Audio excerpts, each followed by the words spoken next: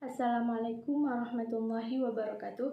Perkenalkan, nama saya Aida Irani dengan NIM F1G3211004. Di sini saya akan mempresentasikan materi tentang macam-macam proyeksi. Macam-macam proyeksi yaitu dua. Yang pertama, proyeksi piktorial. Yang kedua, proyeksi ortogonal. Yang pertama, proyeksi piktorial. Proyeksi piktorial adalah suatu teknik dalam menampilkan gambar benda yang mendekati bentuk dan ukuran sesuai sebenarnya, yang dibuat secara 3 dimensi dengan pandangan tunggal. A. Proyeksi aksonometri. Yang pertama ada isometri. Proyeksi isometri adalah salah satu jenis proyeksi yang secara akurat menampilkan objek dalam gambar dengan panjang sumbu yang menggunakan ukuran objek sebenarnya. Ciri pada sumbunya, sumbu X dan sumbu Y mempunyai sudut 30 derajat terhadap garis mendatar. Sudut antara sumbu yang satu dengan sumbu yang lainnya yaitu 120 derajat. Ciri pada ukurannya, panjang gambar pada masing-masing sumbu sama dengan panjang benda yang digambarnya. Yang kedua, dimetri. Proyeksi dimetri adalah perbaikan dan penyempurnaan dari proyeksi isometri di mana garis yang tumpang tindih menjadi tidak terlihat dalam proyeksi isometri. Ciri pada sumbunya, pada sumbu X mempunyai sudut 10 derajat, sedangkan pada sumbu Y mempunyai sudut 40 derajat. Ciri pada ukurannya, perbandingan skala ukuran pada sumbu X sama dengan 1:1 dan skala pada sumbu Y sama dengan 1:2, sedangkan pada sumbu Z sama dengan 1:1. Yang ketiga ada trimetri.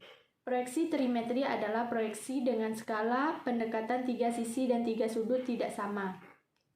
Proyeksi trimetri merupakan proyeksi yang berpatokan kepada besarnya sudut antara sumbu-sumbu X, Y, dan Z, dan panjang garis sumbu-sumbu tersebut, dan merupakan modifikasi lebih jauh lagi dari proyeksi isometri.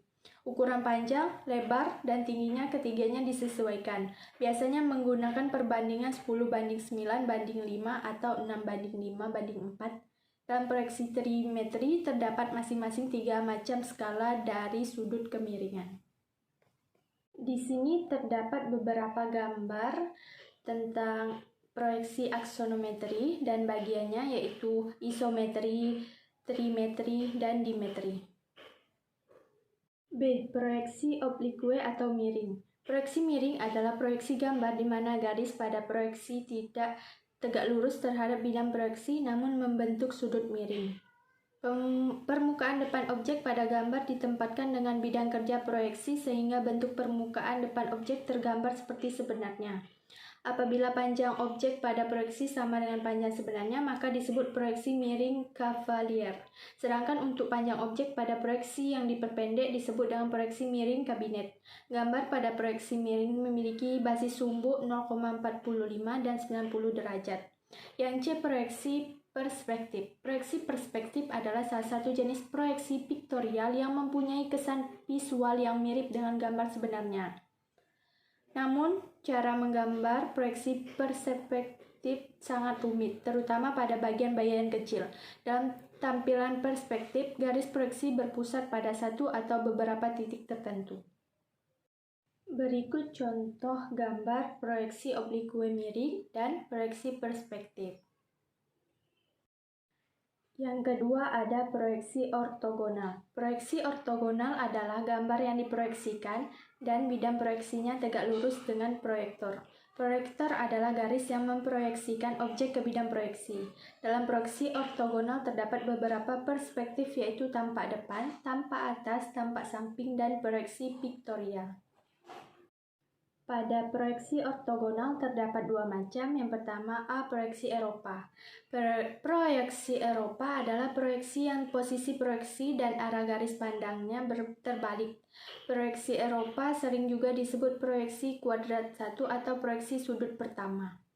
Yang kedua ada proyeksi Amerika. Proyeksi Amerika adalah proyeksi pada bidang yang sama dengan garis pandang. Proyeksi Amerika sering disebut proyeksi kuadran 2, kuadran 3 atau proyeksi sudut ketiga.